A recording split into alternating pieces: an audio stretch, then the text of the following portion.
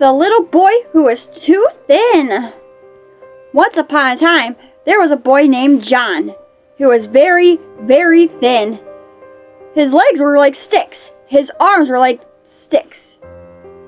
His shoes were too large for him, and his cap came down over his ears. This did not trouble little boy who was too thin, because he did not care to run races with the other children or throw a ball fast and high. He never climbed trees as the other little boys did, and he wore his cap low nearly all the time to keep his head warm. He was troubled though, because all the boys and girls in his class and school made fun of him. Johnny Stick! Johnny Stick! They called him.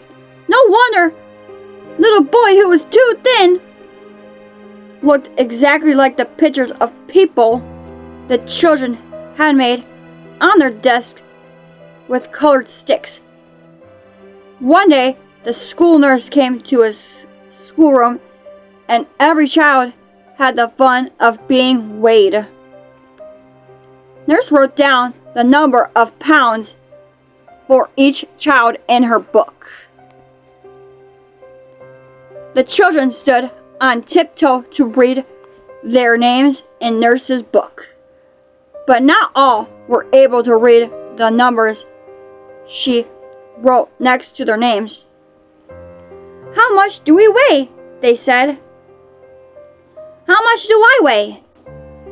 asked little boy who was too thin. "Oh, I'm sorry, John," Nurse answered. "You are 10 pounds underweight. If you want to make me very happy, you'll have to put 10 pounds on your bones before I come to see you again." Dear me, thought little boy who was too thin as he went out doors. When the school was over, eating a piece of candy, where shall I find 10 pounds of fat to put on my bones to make school nurse happy? He started home, and he had not gone very far when he met his friend Cuddly Cat, whose mistress kept the shop where little boy who was too thin bought candy every day. She rubbed against his legs, purring. She was plump and round. "Cuddly Cat," said little boy who was too thin, "I must grow fat." "Why are you so round and cuddly?" said Cuddly Cat. "Because I drink a saucer of milk in the morning, and a saucer of milk at noon, and a saucer of milk at night. That is why I am so round and cuddly." And off she ran because she heard her mistress rattling milk bottles. "Milk!"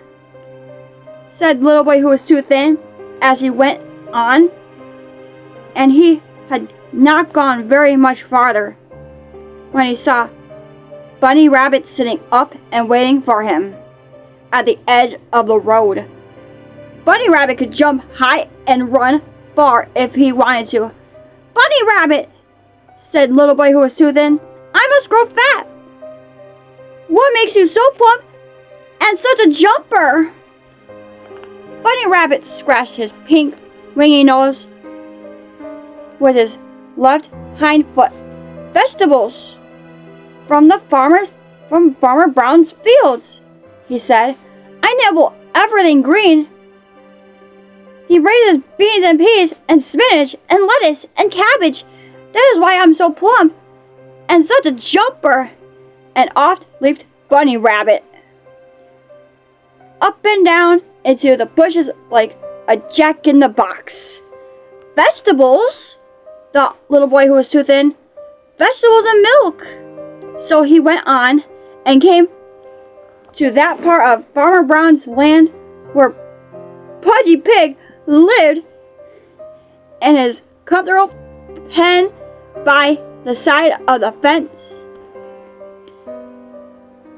Pudgy Pig, said little boy who was too thin. I must grow fat. What makes you so pudgy? Pudgy Pig did not reply until he had picked up one of the red apples with which his pen was filled and had eaten it. Then he grunted with reply, I eat fruit, even peeling that Farmer Brown gives me in a large pail. The more apples I eat, the pudgier I grow. And with that, Pudgy Pig ate another apple. Fruit? Thought the little boy who was too thin. Fruit and vegetables and milk? So he went on again, and suddenly he met Dumpy Duck on his way to the pond. Dumpy Duck could waddle a long distance. Dumpy Duck, said the little boy who was too thin, I must grow fat. What makes you so dumpy that you can waddle way down to the pond? Quack, quack. I eat corn, said Dumpy Duck. Then he waddled on, rolling from one side of the road to the other. Corn? Thought the little boy who was too thin. Corn and fruit and vegetables and milk? Then he went on, and just before he reached home, he met Dimply Dot, the nice little girl who lived next door. She had rosy cheeks and bright eyes, and she could run faster than little boy who was too thin. He spoke to her. Dimply Dot, he said, I must grow fat. What makes you fatter than I? Dimply Dot smiled at him.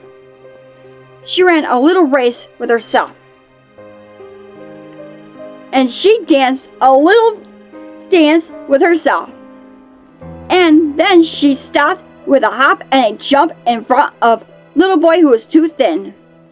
Bread and butter and cereal and soup and cocoa, said Dimply Dot, and I run and play in the sunshine every day. Bread and butter and cereal and soup and cocoa and sunshine and corn and fruit and vegetables and milk, said the little boy who was too thin, counting them off on his fingers. Now I shall grow fat. So he drank milk and cocoa and ate bread and butter and corn, meal mush and cereal and fruit and vegetables, and he played in the sunshine for days and days.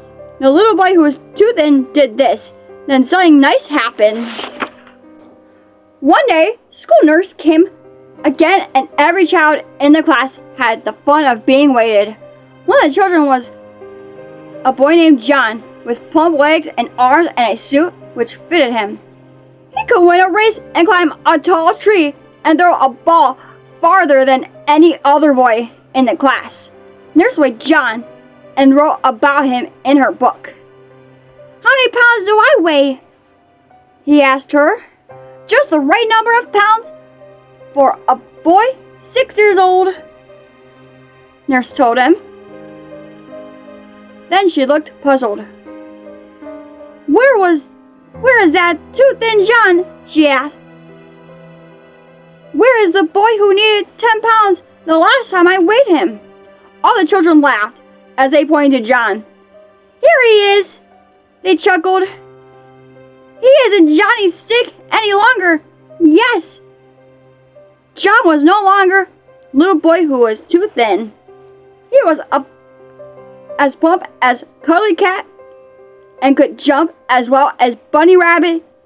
He was as round as Pudgy Pig, and he could walk as far as Dumpy Duck and run farther than Dimply Dot. How do you suppose that had come about? The end.